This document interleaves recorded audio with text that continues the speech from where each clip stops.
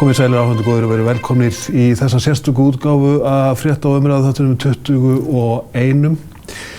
9. febrúar fyrr á þessu ári hvarf Jón Þröstur Jónsson í höfuðborginni Dyflinni á Írlandi og síðan næstum í 5 mánuði hefur ekkert til hans spurst.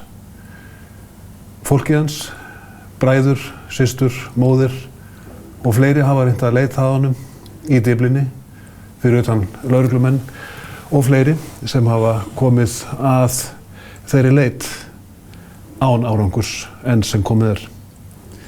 Móðir hans kveðst núna vera orðin sannfærð að Jón Þröstur, strákurinn sinn, hafi tekið líf sitt. Hún er sest hérna hjá mér.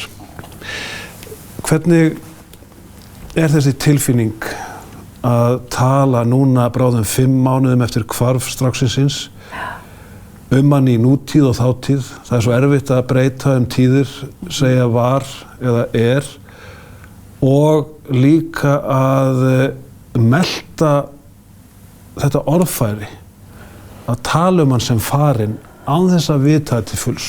Það er mjög erfitt. Já. Og ég tala hann bæði í nútíð eins og hann sé hér. Já. Og ég tala líka hann sem sé farinn.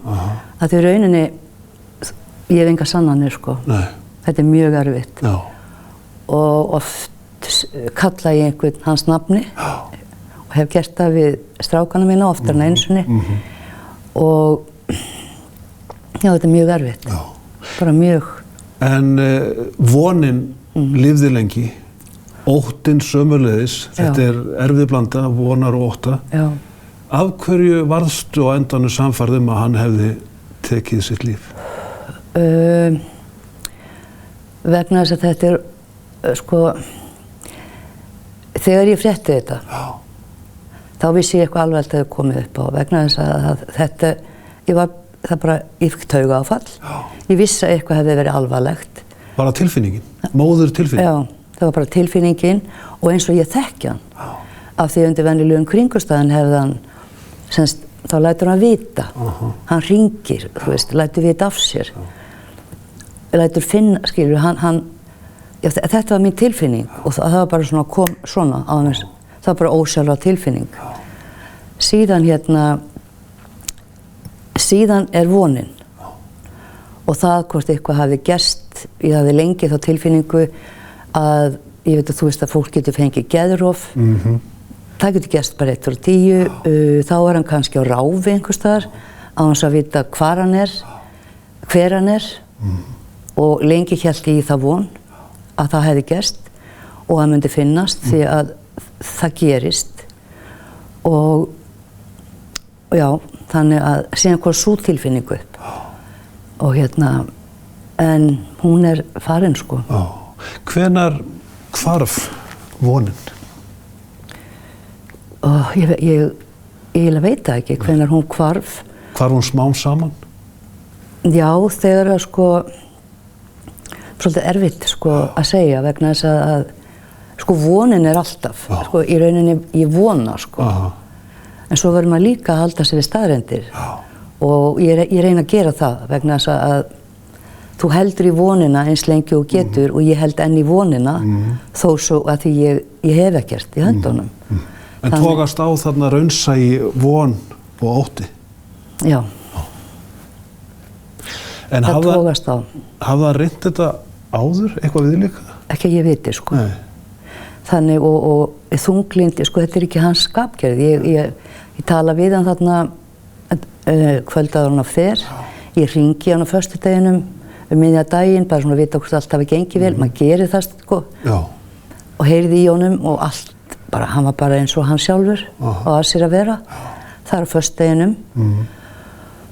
Og síðan veit ég ekki meir. Nei.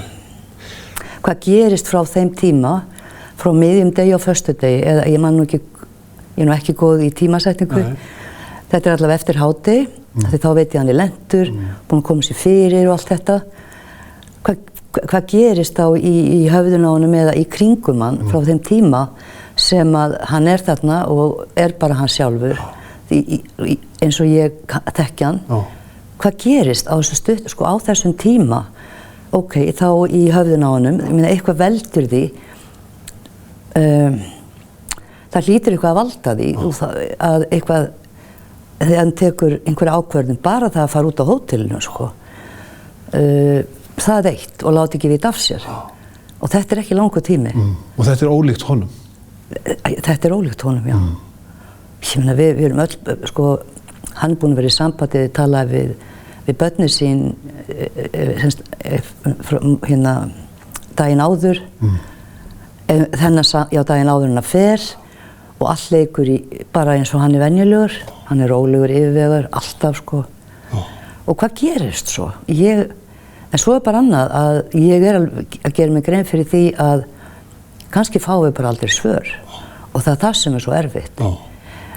En maður heldur ekki vera að velta sér upp úr því alla daga eins og ég gerði, sko, og örugglega við öll, að reyna að finna einhvers konar skýringu á því hvað hann er. Það líka rosalega erfitt. En tíminn afstöður, þetta að verða 5 mánuðir, Hanna Björk, og mér finnst þú tala þetta af æðruleysi, þú ert ekki alveg í jafnvægi, það sjá allir, eðlilega, en hvernig er líðanin? Hún sveiflukennd frá degi til dags? Ég á mína góðu daga og ég á mína erfiðu daga. Þannig að, já, hún er sveiflukennd. Finnurðu fyrir Jóni Þresti oft á tíðum þegar foreldrar missa börnin sín og við skulum samt sem áður vona og vona, en þegar börnin manns hverfa, þá finnur maður oft svo mikið fyrir þeim. Finnur þú mikið fyrir Jóni Þresti?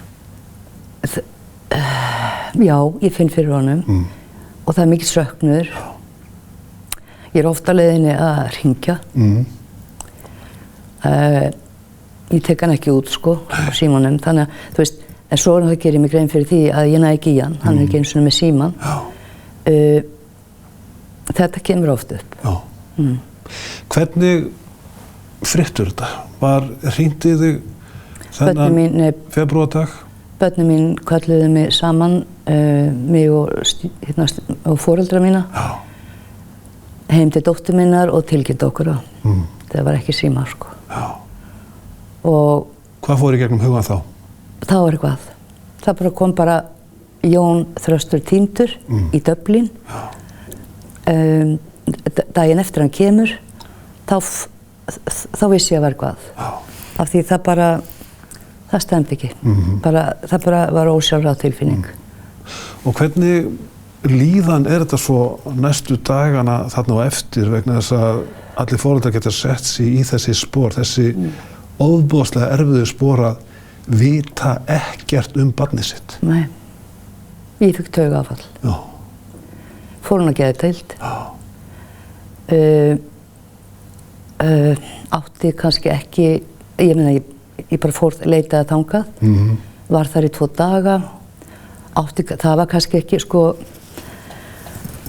ég átti kannski ekki vera þar en ég fikk alveg talaði við prest, sjúkrahúsprestinn sem bara bjargaði mér, yndislegur og hann sáluhjálpari og náttúrulega við komum okkur saman að þetta var ekki rétti vettvangurinn að vera á fyrir mig af því þetta allt annað sem ég að glíma við, ég þarf sáluhjálp eða, þú veist, fyrst meiri sáluhjálp og já, en síðan ákveði ég að fara út.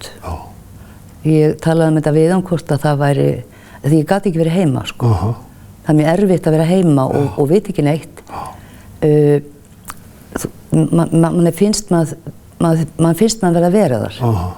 Hvort sem ég hef verið hæfið að vera þar. Ég var náttúrulega, þú setur bara, ég fer út og þú setur allt, þú getur ekki verið að syrgja þar vegna þess að sko börnin mín, tengdabörn, vinir þeirra og vinir hans Jóns, þau unnu stórt afrek að núti, sko. Ég veit ekki, þau eru öll, má ég segja, mjög sterk, velgefin, skipulögð, og ég veit ekki hvernig þau fóru að þessu. Þau þurftu að kortleggja allt, það var enginn aðeins komið þarna. Þekkti ekki svæðið, þessa borg, það þurfti að skipuleggja þetta allt það var fullt af fólki þarna, Íslendingum, eins og ég segi vinir þeirra og allir í sjálfboðavinnu unnu dag og nótt. Þannig að ég tek hattinn ofan fyrir þeim og meðan þú ert í svona vinnu, og ég segi það sama með mig, ég brotnaði niður í og hérna heima, en þú setur þig einhvers konar ástand þannig að þú verður að standa þig. Já. Og það líka erfitt, sko, að því þú getur ekkert gert ef þú ert í einhverju taug, þú bara verður að standa þig. Og þú ferð í sjálfskipaðan ham. Maður gerir það, maður setur bara allt aftur fyrir sig og það er bara haldið áfram. Og þetta gerðu þau, annars hefðu þau ekki getað þetta og þetta er mjög erfið staða. Og það að ástvinir, að fjölskylda þurfa að vera að leita að ástvinir sínum og reyna að finna einhvern veginn upp hjóli, hvernig átt að gera þetta, það er alveg gríðarlega, það er rosalega erfitt og í rauninni ætti ekki að vera, en það var bara þannig, það bara varð að vera þannig, en þau, eins og ég segi, þau standa sig svo hetjur, stóðu sig svo hetjur og það var fullt af fólki kringu þau, eins og ég segi vinir, ég tala nú ekki alla Írana, hótelstarfsmennir, hótelstjórinn tók mig ofta á eintal, þau gjörðu allt fyrir okkur, sko, allt. Og þú hefðir aldrei komið til Dyflinnar áður? Aldrei. Og ekkert af börnunum þínum? Nei.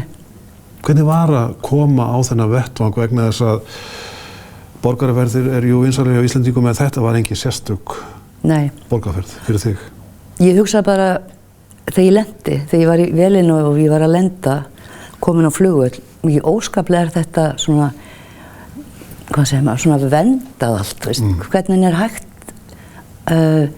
glæpastarfsemi, ég veist það, mér leið svo vel þarna, sko, þetta var svona, fyrir nú utan að fólkið þar er yndislegt, það er bara, þau eru alltaf að hjálpast á, það var alltaf sömu svörin. Ef við ættum aðstandanda eða barn sem væri í þessari stöðu á Íslandi, þá myndum við gera nákvæmlega sama fyrir okkur. Þetta er mjög vinalegt fólk og þetta er nánast eins og að sitja á bekk á Akureyri að vera í Dyflinni vegna þess að sér frændgarðinn þarna koma á móti sér. Það er bara svoleiðis. Og sjálfboðaliðarnir sem að komu í leitina, sem að börnum mín, vinir þeirra, tengdabörn og þau skipulögðu, kortlögðu, svo var skipulagt og kannski sást eitthvað úr því. Jú. Þjóðin fylgdist með. Þjóðin fylgdist með. Börnum mín löbbuðu á hverjum einasta degi fleiri 10 kílómetra í marga vikur. Bara hengja upp plaköt, tala við fólk, fara á alla staði sem að þeim gat dottið til hugar. Þannig það var mikið unnið og það var bara að fá Jón heim. Segir Hanna Björk Þrastardóttir, móðir Jóns Þrastar Jónssonar, sem hefur verið týndur í Dyflinni eða á Írlandi í næstum 5 mánuði. En ekkert hefur til hans spurst frá því síðasta vetur. Við höldum áfram með þessa sögu eftir andartak og kynnumst þá stráknum Jóni Þresti.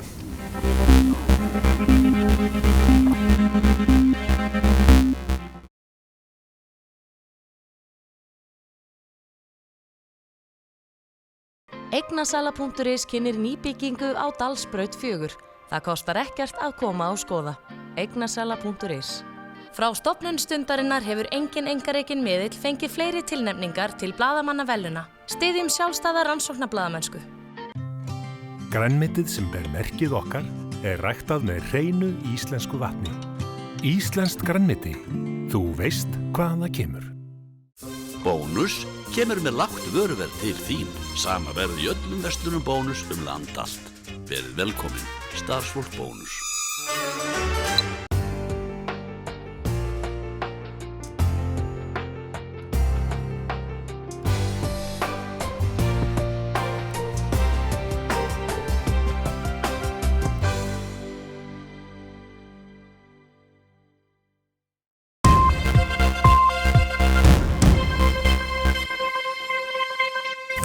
Komið sælir áhundur á nýja leik þeirra og horfa á sérstaka útgáfu af frétta og umræðu þættinum 21 á sjónvarpsstöðinni okkar Hringbraut.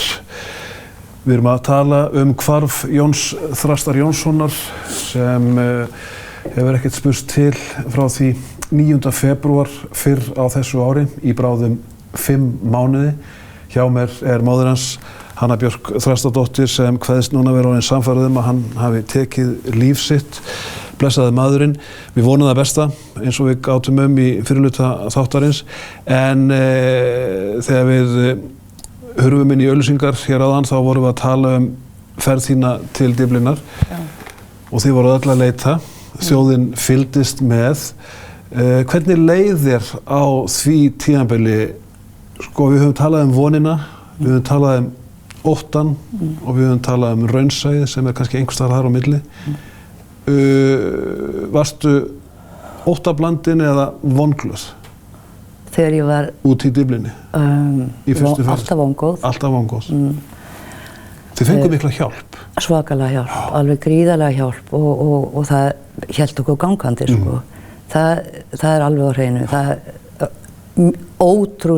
ótrúleg hjálp sem ég mun aldrei gleyma, sko. Hvernig var samband ykkar við lögregluyfirvöld? Þeir voru í mjög miklu sambandi. Þeir unnu sína vinnu, ég meina þeir vinna eins og þeir vinna.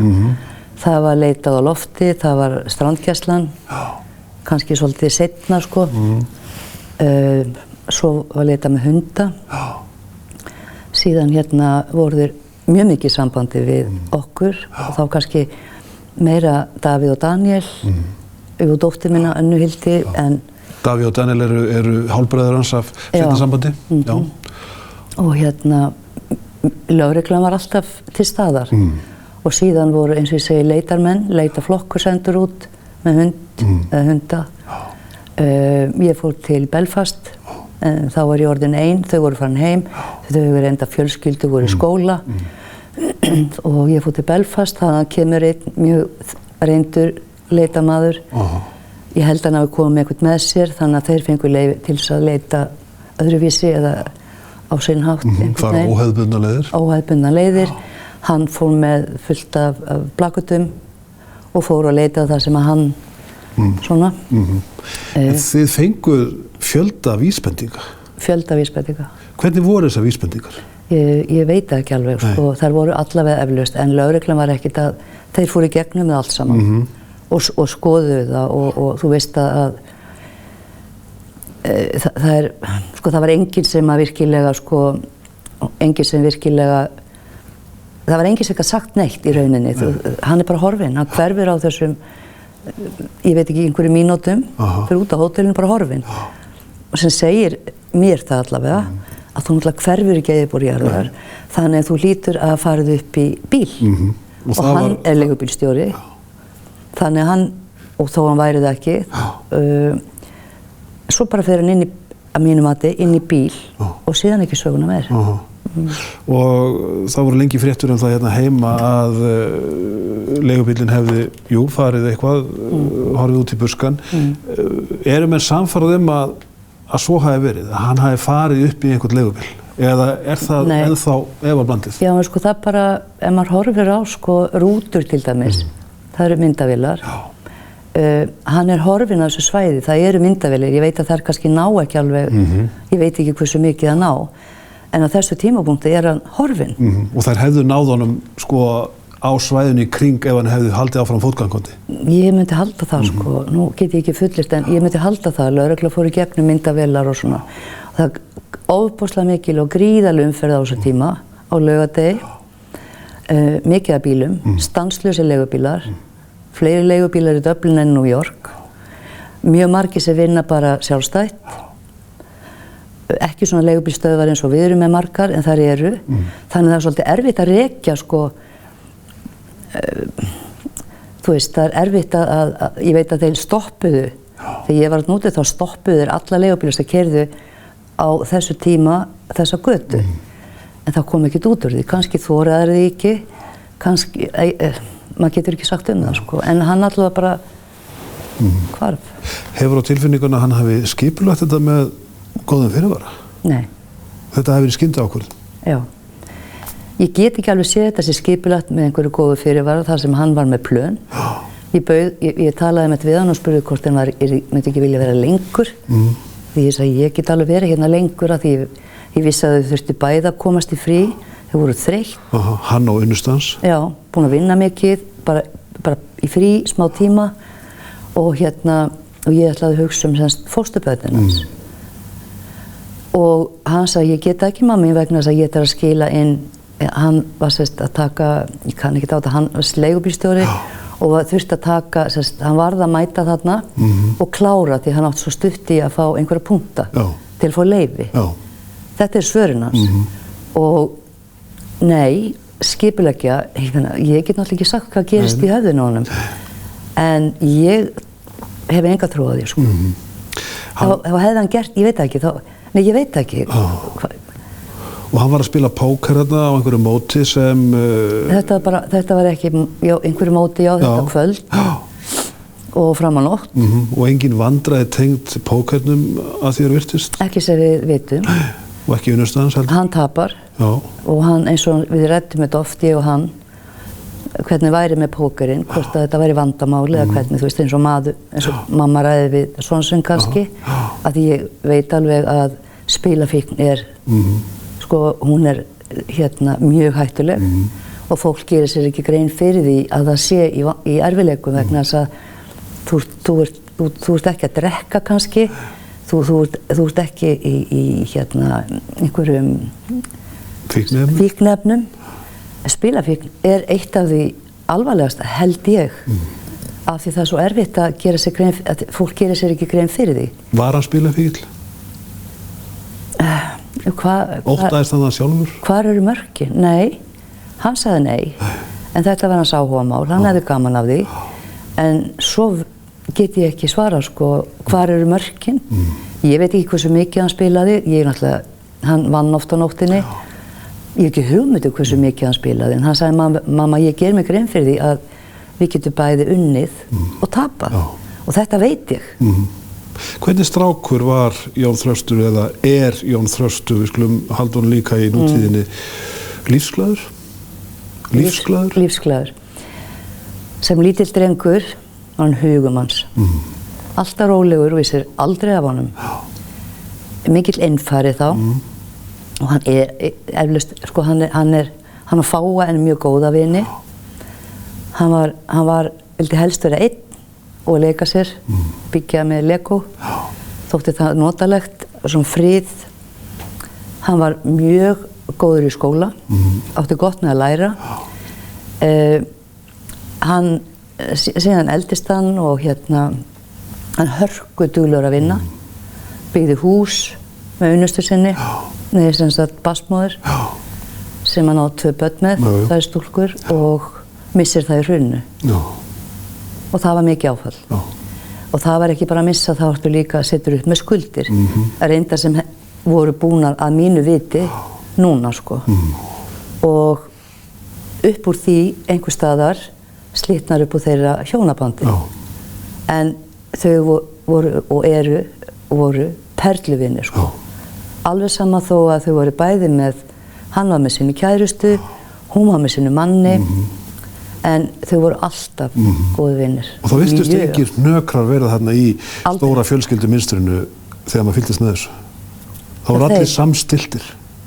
Hjá þeim? Já, sko, það kom mér á óvart að þau skildu skilja, en hitt er hennar mál að ég get ekki, sko, ég veit ekki okkur vegna þess að því þau eru svo ofboðslega tengd, skilur þau, svona sem perluvinir, og eiga þessar yndislugu dætur sem að hann alltaf bara dýrkar eins og sólina, en það var hann einnig með fósturbörnin sín. Hann gerir aldrei greinarmun á fólki og hann tók þeim alveg eins og sínu börnum, það veit ég, sko, og elskaði þau. Og þau voru oft saman, skilur þannig, og þetta var, nei, það var aldrei neitt. Ekki sem ég veit sko. Þetta hefur tekið ofboðslega á ykkur, öll þessi leit milli vonar og ótta, ekki bara tími, heldur líka peningar. Já. Skiptir þér engu máli í dæminu? Jú, það gerir það. Og sko, bara það, sko, við náttúrulega erum fullorðið fólk og við erum nógu erfitt með þetta. En svo er það börnin. Sko, basmóður hans og kærastan hans hafa þurft að vera með náttúrulega börnin sín. Ég veit ekki hvernig þær hafa haldið þeim börnunum, sko, því þau mætti ekki í skólan. Þú veist, þetta er í skólan að ræða það. og þú þolir ekki. Ég veit að ég gat ekki horft á mynd af honum, hlusta á fréttir í marga vikur, sko. Mér fannst það mjög erfitt, hvað þá litlu börnin. Stuðningurinn í, kannski, ég má kannski ekki ræða þetta, en stuðningurinn í þjóðfélaginu, ég veit ekki alveg hvað þau hugsa. Það kostar að vera með í barn hjá sálfræðing. Þú verður að fara með barn og leita aðstoðar. Og hérna, það er enn að bíða, sko. Hvað getur þú sagt við barn þegar það spyr? Hvað er pabbi? En hvernig, Hanna Björk, ætlar þú að vinna úr þessu? Það hlýtur að vera óskaplega erfitt að hugsa til þessa daga inn í sumarið, haustið, næsta vetur, að ef barnið mitt er farið, þá get ég sennilega ekki gera það. Ég get ekki hvatt það. Það er erfiðast, sko. Er það erfiðast? Erfiðast. Það er langerfiðast. Sko, málið er, Sigmundur, þegar við vorum úti, þá get ég allavega með sjálfa mig, þá set ég mig bara þannig, kannski fólk haldið að ég væri ekki að syrgja, ég meina maður gerir það, en þú bara reynir að stremma þig af og það gerðu börnin mín, allt þetta fólk í sinni vinnu. Síðan kemur maður heim og svo er biðin og sorgin og óvissan, engin svör. Það er erfiðast. Það er mesta áfallið. Það er bakslagið. Það er bakslagið, sko. Og þá, en þú þarft að hérna, halda áfram að lifa. Þetta er alltaf, hérna, ég veit hjá öllum, misjafnt hvernig fólk vinnur úr sorginni. Sumir verða reiðir, aðrir, ég veit það ekki, þú veist það er bara misjafnt. Öll eru við misjöfn.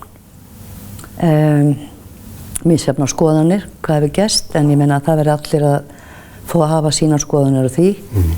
En það var erfiðast, sko. Og svo er þetta bara óvissan og það er þetta einmitt að missa barnið sitt. Að geta þá ekki kvarta, sko. Og geta þá svarað börnunum, til dæmis. Hann er hér og við getum heimsótt hann, skilurðu. Og hann er komin heim. Það er þetta.